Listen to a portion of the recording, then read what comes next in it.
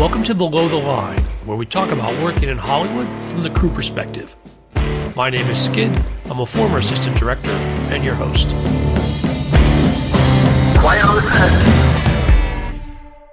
Today, we're talking about the portrayal of climate change in film and television, and I've got two guests. First, Pam Rittelmeyer. We met on Tim Burton's Planet of the Apes when I was an AD and you were a camera assistant. Like me, you've since left the business, and now you're a postdoctoral scholar of science governance at UC Davis. Nice to see you again. Good to see you, Skid. We're also joined today by Rae Binstock, playwright, screenwriter, story consultant, and co-writer of the Climate Storytelling Playbook, recently published by Good Energy. Rae, welcome to Below the Line. Hi, thanks for having me. Glad to have you both. So we're going to talk more about Good Energy and the Climate Storytelling Playbook later in the show. But let's start with the big picture. Tell me about the need for a discussion around climate change and how Hollywood and the film industry are part of it. I mean, the need is the same as the need for discussion about anything that needs representation. Climate change is a very real thing that we're all dealing with. But, in some ways it is so scary. Not only is it so scary, but it's very scientifically complicated. And we've seen people on the denial side use that as a way to discredit it. But for a long time, even though we've known about this for a very long time, it's benefited everyone to keep it out of the conversation because it is depressing, it's scary, it's uncertain, it's all the kind of things that, often that we want resolved. Just on TV, we want a resolution. And the climate crisis does not have that easily. So Hollywood has been very reluctant to include the climate crisis. Good Energy actually did a study that looked at all scripted content between, I think, 2016 and 2020 for the phrase climate change, and then I think 36 related keywords, and found that around 2% of all scripted media involved mention of climate change or those keywords, and then I think like 0.5% included actually climate change. That lack is extremely, extremely noticeable once you take a look for it. Wow. Now, Rae, we're going to talk more about what Good Energy's done and the effort being made here. Pam, let's take a moment where you talk about your personal journey going from film into the study of science and climate change. Well, I worked, as you know, for over a decade as a camera person, working on films, traveling around, seeing how people live in different environments. I filmed a lot in harsh environments and seeing how people are dealing with the environment getting warmer and getting wetter or getting drier, depending on where you are and when you're there. And I became really interested in the science behind it all. I was still a crew person. I had an undergraduate degree, but had never gone to grad school and wanted to know more. So I ended up starting off taking some biology classes and marine biology at a community college. After spending years as a film person, I didn't know if I would like being back in school, but I loved it. So after a semester at community college, I ended up going back for a master's degree and then a PhD. And that's my journey into science. I come into the academic field with obviously a different background than most academics. And I think that it really gives me a different perspective. And I know that it's possible, even if you aren't a scientist, to understand the science. I don't really consider myself an academic. I still feel like I'm a crew person in a lot of ways, because that was so many of my years spent on sets, moving equipment around and dealing with all the things we deal with on set. But it's possible to read some of the science reports and understand them if you just are interested and spend the time and ask questions. When I first started back in school, I was just asking questions all the time. I was asking scientists, why does this happen? What's behind this? And really, it's possible. I don't think you have to think of yourself as a scientist to understand the science. You just have to be curious and ask questions. Rae, I'm also curious about your journey into activism and merging it with your work as a screenwriter. I think that climate change is omnipresent, especially in my generation. Most people my age became aware of climate change and what it meant for our future, as kids or as teens. And it's a major thing to develop around and to kind of square with all of the stories that, we human beings learn what to expect for our futures from the stories around us, from the stories that we ingest. And when you have all of these stories about what it means to be an adult, what it means to have a family, what it means to have a career. And then climate change is this thing that is, ostensibly going to change a lot of what we take for granted right now. And you feel as though all of these stories that were supposed to prepare you for what the future will be like are now obsolete. I started writing, I've always been a writer, but I started writing about climate and being interested in writing about climate because I have no power over what will happen, but the uncertainty is something that I can at least explore. And it's something that I can, in the tiniest ways, you can start trying to figure out what your suggestions would be about how to face this and working up with your own ideas and meeting other people of similar ideas. I mean, Octavia Butler, one of the greatest climate writers of all time, was writing decades ago. And so much of what she's written has absolutely come true to an absurd degree. But even if you feel it doesn't feel like a world-saving thing to do right in this moment, it's still writing about climate and being involved in climate activism are extremely important things right now, every moment of the day. Well, take me inside the conversation that is taking place. So, for people who might not be part of this Hollywood community, what's happening with writers and directors and other folks who are concerned about these issues and working in the film industry space? People are at a crossroads because, on the one hand, a lot of people do recognize the importance and the urgency of talking about this, and not only the importance as a moral obligation, but how much there is to be mined in terms of story, in terms of entertainment, in terms of pathos. So people want to write about this, and audiences want to hear about it.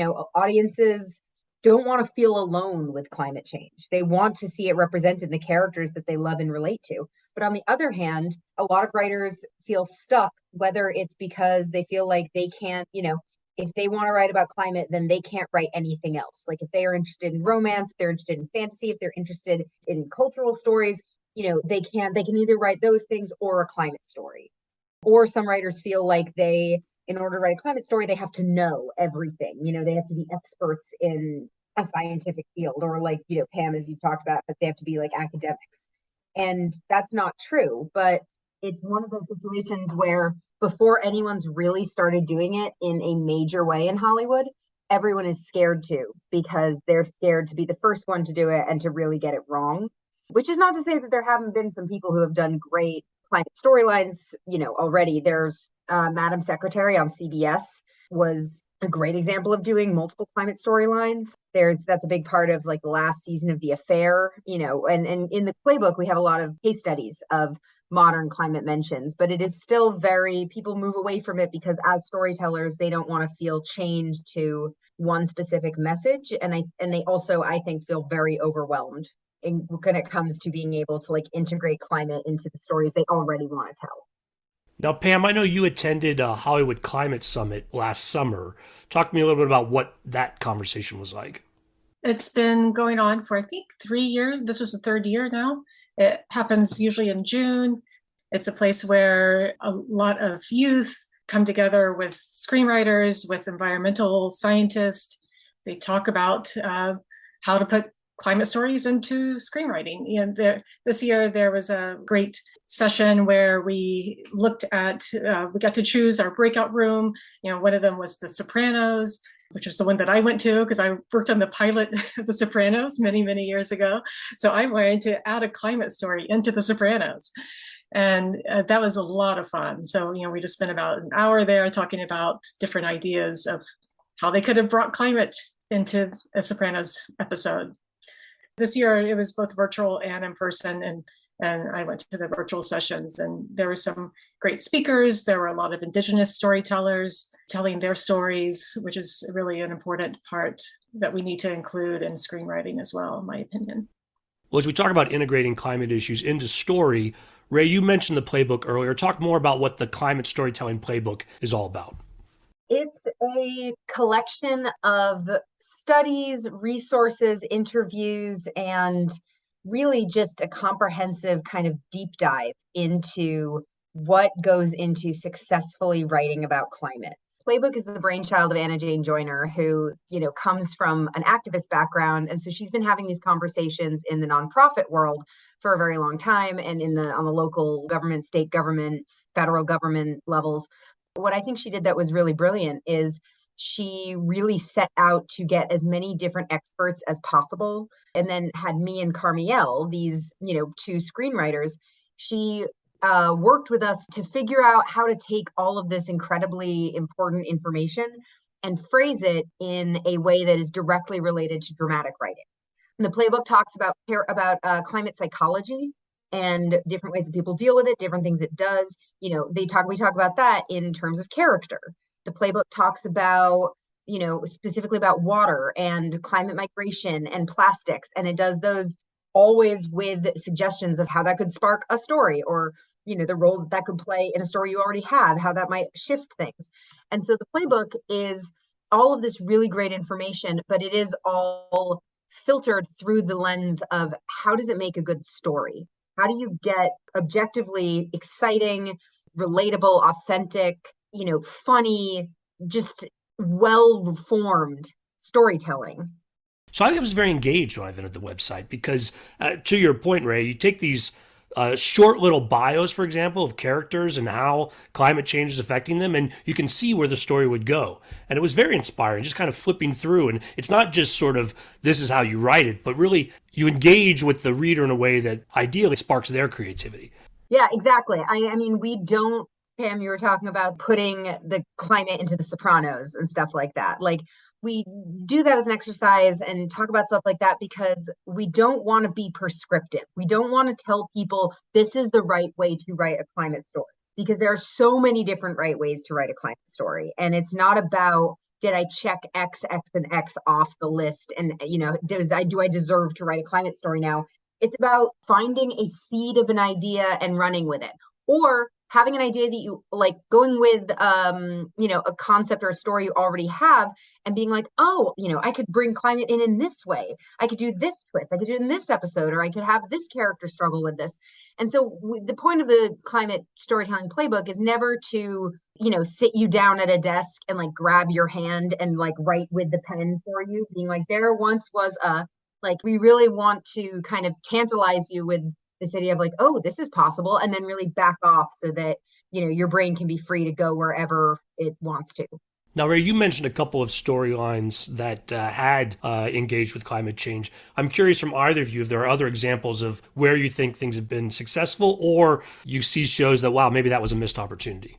I would say that for years, up until recently, what we saw mostly were the doom and gloom stories. Really, there's so much academic literature on the doom and gloom narratives of climate change and how it just really either depresses people into thinking that it's going to happen, there's nothing we can do about it, might as well just do nothing, not even try. Or there's also the aspect that doom and gloom can lead people into denialism, fatalism, all these different avenues that can take people down, which are not productive at all. And the doom and gloom, we're talking about movies like The Day After Tomorrow or Waterworld, or where we've gone to the extremes and people are dealing with as an extreme disaster. Well, I mean, climate change is a crisis. There's definitely scientific consensus on that, but it's already happening. So there are things that people are already living with, and they're already adapting to it. They're already mitigating it. It is already happening. And it's also, we're in a situation where the people who currently are and who will be most affected by it are almost across the board people who are already disenfranchised. So I mentioned the Madam Secretary storyline. One of the later ones has to do with the issue of trying to evacuate an island that is essentially going to be destroyed by climate change. And it's not an issue of get the inhabitants out of there for the duration of the storm and then bring them home. It's like, this island's not going to exist anymore. It's as much a political issue as it is a humanitarian issue. And I think that that's, super important for people to understand, because if this was somehow free from politics, like, we would have started dealing with this 15 years ago. If this were somehow free from all of the other major issues that show up that everyone has opinions on, we would be in such a different place. But, I think there are, like, rather than missed opportunities, I'll say that there are some shows that are coming out right now that I think are so ripe for climate storylines. One of my favorite new shows that's come out is The Bear, which is, about a restaurant in Chicago.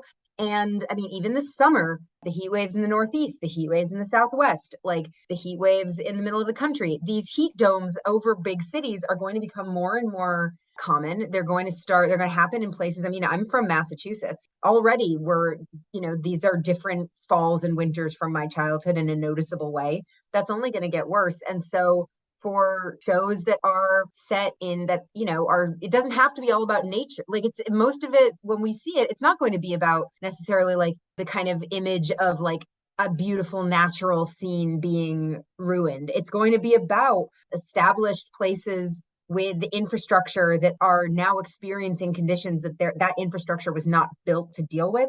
Like The Bear, it's this great small story about these really amazing characters and this really complex emotional stuff. Throw a heat dome in there, throw a blackout from that heat dome in there. How does that affect a restaurant? I think that there's so many good shows right now that can and should make the effort to, not become entirely about climate change, but start grappling with the reality that climate change is only going to become more and more part of our world. 5 years from now, a lot of these things are going to sound weird. Remember at the beginning of the pandemic, or maybe like 6 months in, where you'd watch something and there would be like a crowd scene and you're like, oh my God, they're all so close together and no one's wearing a mask. And it's so at odds with reality. I think that a lot of stuff in 5 to 10 years from now is going to feel exactly that same way, because even though climate change was absolutely happening, people just weren't showing it on screen. Yeah, I totally agree. I mean, I think a lot of the writers out there, they're very environmentally mindful. They're probably composting, they're reducing their use of plastic. Why are we separating that from the characters that are being written? If it's a modern day character, it's like everybody should be composting. They're in their kitchen and they have a compost bin. It's just, adding some props in there sometimes, not even telling a story about climate, just adding the behaviors that the characters do and making them more climate positive, climate friendly. Instead of getting into a car, why can't the character jump on his bike or walk and have that be a part of the story as well? Yeah, I mean, we talk a lot in the playbook about, demonstrating best practices and showing that stuff and normalizing it. And then there's also, when it comes to characters, why can't a character who's a kid feel climate anxiety? Also, we talk a lot about, shifting from the old standby of the pain in the ass vegan activist who wears a hair shirt and is like unpleasant. The idea of making climate change and people who care about climate change the butt of the joke. Even, I mean, I love, The West Wing. I've seen that show many times and I love it. It's one of the most liberal shows in the history of television. But also, it mocked the environmentalist and climate movements for several seasons until finally it kind of started to, like the rest of the world, it started to pivot. But, in the same way that it's been so easy to mock feminists, turning the person who's concerned about climate change into a parody or into a nutty character, that is the kind of thing where like there's funnier jokes to be made, for one, and for another, those people are not only the truth tellers, but they're becoming the majority.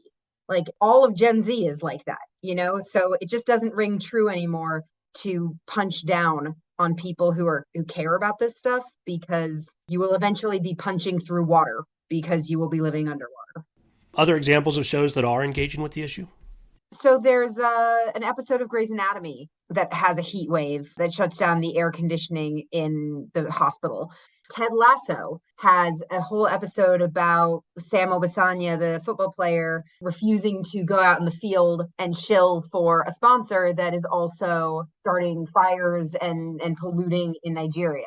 So far we're seeing climate show up like episode by episode in places. And shows like Years and Years really dig into this stuff. And then also, I mean, there's shows that like Reservation Dogs. The premise isn't all about climate change, but there's absolutely no separating the kind of various situations of Indigenous folks in the country and the history there and the various struggles faced by all of these different groups. There's no separating that from climate change and extraction and the kind of just rampant exploitation of natural, already occupied land that has been happening for the last 400 years. Oh, I wanted to bring up one other thing, which is something that I found interesting that we don't really talk about in the playbook. but South Park, a decade plus ago, had that episode Man, Bear, Pig, where it was essentially making fun of Al Gore and An Inconvenient Truth and kind of saying like, he's making this thing up so he can get attention. And they did an episode much more recently that was essentially like, our bad, this was real. And I think that that is a very interesting example of part of what we're struggling with is the fact that like this was a punchline for so long and has been a punchline. And the more that we slowly start understanding the absolute immensity of the crisis, the more people are struggling to integrate that into the flippancy that it's been treated with up until now. But that being said, I do think it's really important to say that one thing that we talk about a lot in the playbook and that I really believe in is that it is so possible to write a climate comedy and so possible to write a climate rom-com or a climate, heartwarming kids movie. We can't pretend that the future is going to be utterly devoid of joy and happiness and fun because of this.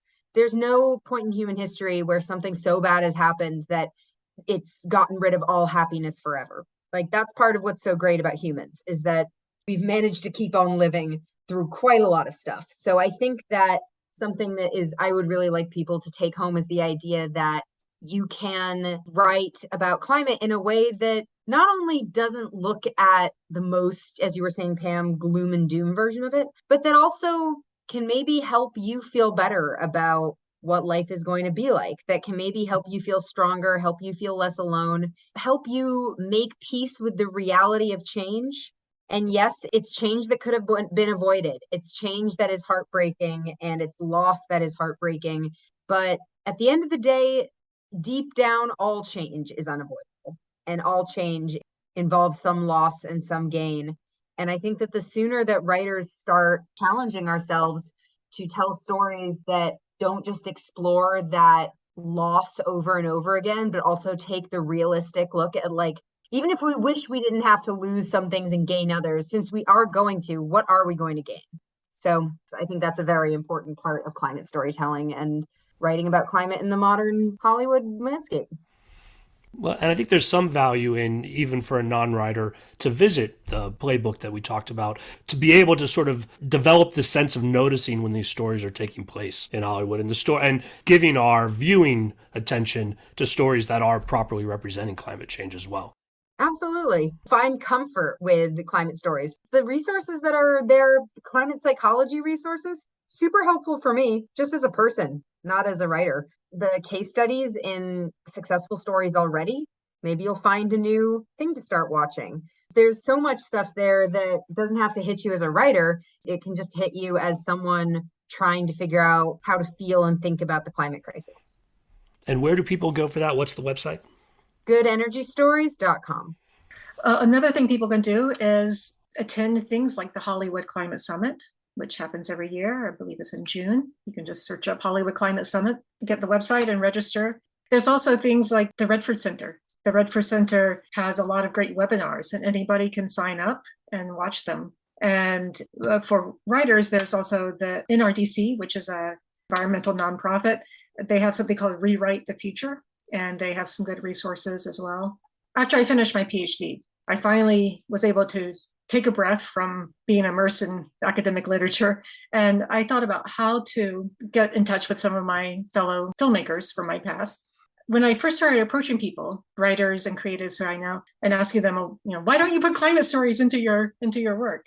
I was getting just like blank faces and, I don't know what to do. And that's just not my thing. So I started to become really obsessed with the idea of how do writers get in touch with scientists. I know the Good Energy has some links and some resources on there, but I also wanted to create a forum where my two worlds can combine. So I started a group on LinkedIn called Climate Change Storytelling. And I first started it just by networking my scientist friends with my filmmaker friends.